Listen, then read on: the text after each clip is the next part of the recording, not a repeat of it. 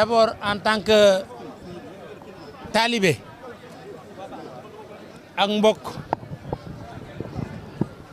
ànd ak sëñ Cheikh Aliou ànd ak sëñ Cheikh Ngaye ci turu waa kër sëñ Modou Moustapha waa Daaru Khoudoss en même temps ñëw en tant que président de l'Union nationale des chambres de commerce ak waa chambre de commerce Kaolack ak chambre de commerce Diourbel seet si lii fi xew nga xam ne ñun ñëpp la laal ndax kenn ku ne boo yoree économie xam nga ne nit yàqule na fi loo xam ne laal na la ndax yaa ngi doon liggéey ak moom surtout état bi nga xam ne nii activité économique bi ci loxoom la nekk masawu xalifa général des Mourides sëñ Mountakha Bachir masawu sëñ Ablaat Ka mii bi nga xam ne nii mooy maire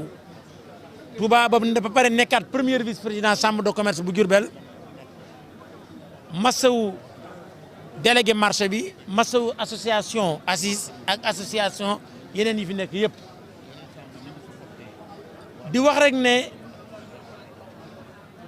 képp kuy liggéey nga yàq waxuma la sax nga lakkale waaye nga toog benn fan wala ñaari fan boo liggéeyul rek lu metti la kon nag li ñu war a jiital rek mooy muñ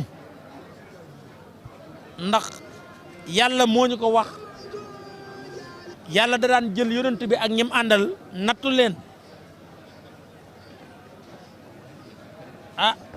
ba nga xam ne nii dañuy jaaxle sax ba naan ana ndimbalu yàlla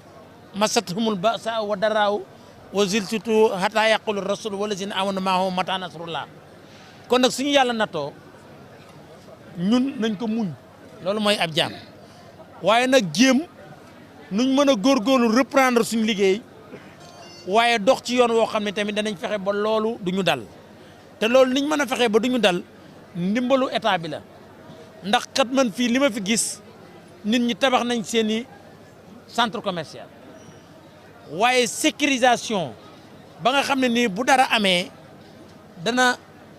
yem fam yem loolu luñ war a taxaw la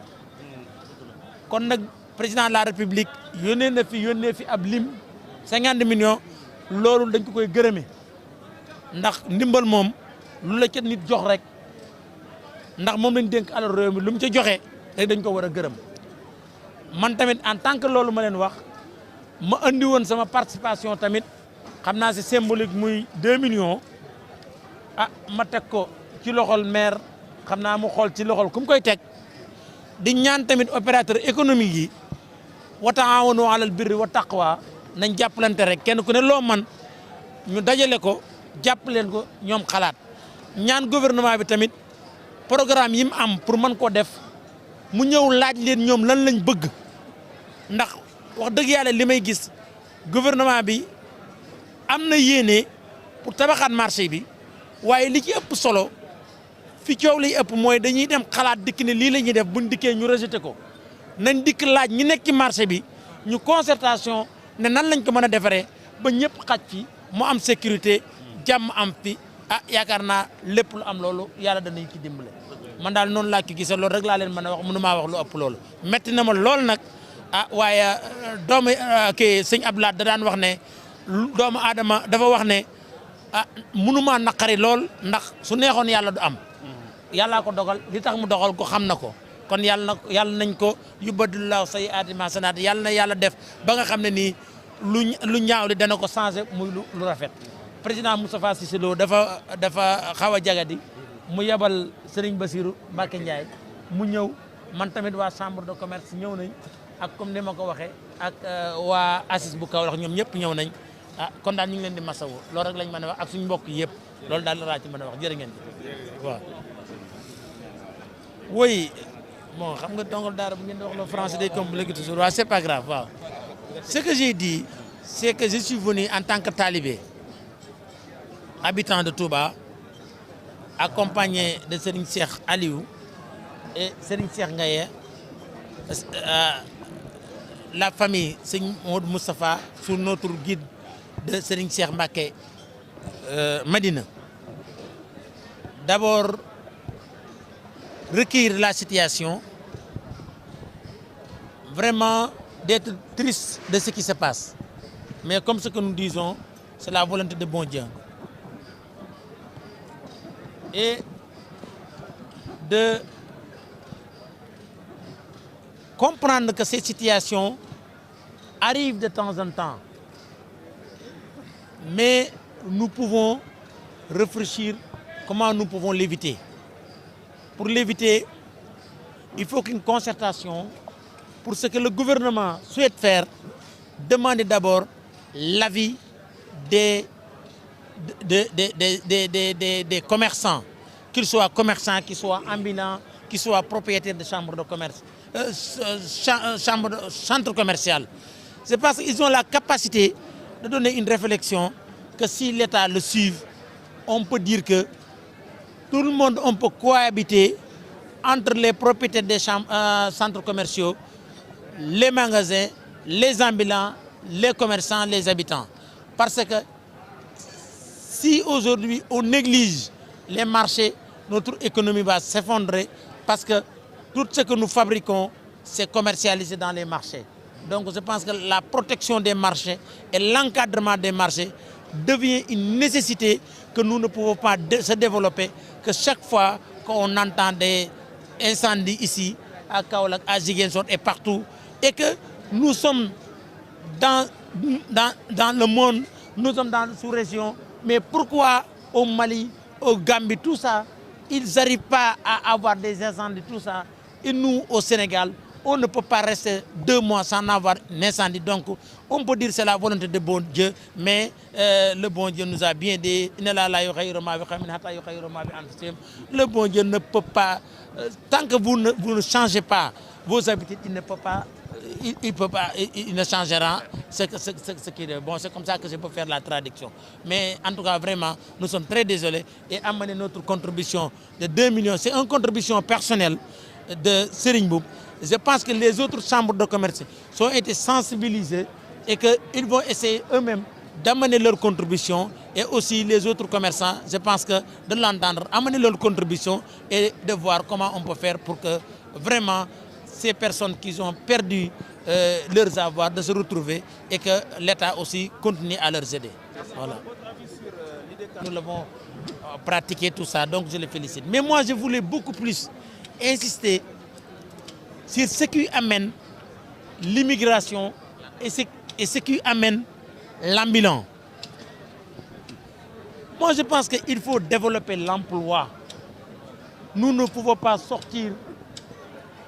de notre économie si aujourd'hui nous souhaitons que tout le monde devienne des commerçants ambulants ou bien des commerçants boutiquiers. C'est bon parce qu'ils emploient. Chaque boutique, quand vous rentrez, vous allez vous trouver 2-3 personnes. Ces jeunes-là qui se battent tous les jours, si vous leur offrez un emploi, ils ne font pas de l'ambulant. Parce que même eux-mêmes, s'ils se débrouillent en allant jusqu'à Italie ou bien en Bretagne, ils cherchent des fabriques, ils arrêtent même de faire de l'ambulant là-bas. Beaucoup partaient en Europe pour vendre, mais 90% maintenant aillent chercher du travail. Je pense que maintenant, si l'État avait essayé de faire renaître les usines que même les colons avaient laissées, qu'ils soient des usines de fabrication des chaussures, qu'ils soient des usines de tissus, qu'ils soient de l'agriculture. Donc je pense que on peut créer plus de 500 000 emplois dans le privé. Mais si aujourd'hui nous prenons de l'argent en finançant les jeunes directement, je ne peux pas dire que ce n'est pas bien, mais cet argent-là peut créer beaucoup plus de l'immigration clandestine, peut créer beaucoup plus de désordre commercial, parce que chacun veut être commerçant et donc il n'y aura plus de vie sociale, humaine dans une maison, chacun se bat tous les jours. Il est important d'encourager les personnes qui ont déjà employé des personnes, qui soient commerçants, qui soient transporteurs, et de leur pousser à mieux employer. Et donc ça, je pense que c'est pas observer l'emploi. Et les artisans, ce que je dis, tout le monde, ça peut observer l'emploi, parce que l'artisan, d'abord, il est commerçant. Parce que s'il fabrique et il ne peut pas vendre, il n'est plus artisan. Donc moi, je pense que l'idée de l'artisan, je dis l'industriel. L'artisan, tout ce qu'il fait, c'est de l'aider à mieux commercialiser ce qu'il fait. Je pense que si on le fait, nous pouvons en sortir. Mais sinon, ce que le Sénégal va créer, il va créer beaucoup plus de chômeurs. Les chômeurs, ils n'auront que deux possibilités, aller faire de l'ambulant ou bien aller vers l'immigration. Waaw dama ne li Bougane wax lu rafet la loolu yaakaar naa wax nañ ci maa ngi ko ci félicité di ñaan yàlla idée boobu ak ci financement ci loolu waaye man damaa gis benn point boo xam ne nii mi ngi yàq économie bi mooy ñi ngi bëgg a jël c'est vrai que entrepreneuriat baax na soo demee ci àdduna bi yëpp entrepreneur boo gis dafa commencé ci 1000 francs ci 2000 francs concevoir ko boppam mais xaalis yi ñuy jël di ko financer waxuma ne baaxul de ndax soo ko waxee ñi ci am danañ ne nanga waaye léeg-léeg mën na créer nit plus de problème parce que da nga ko lebal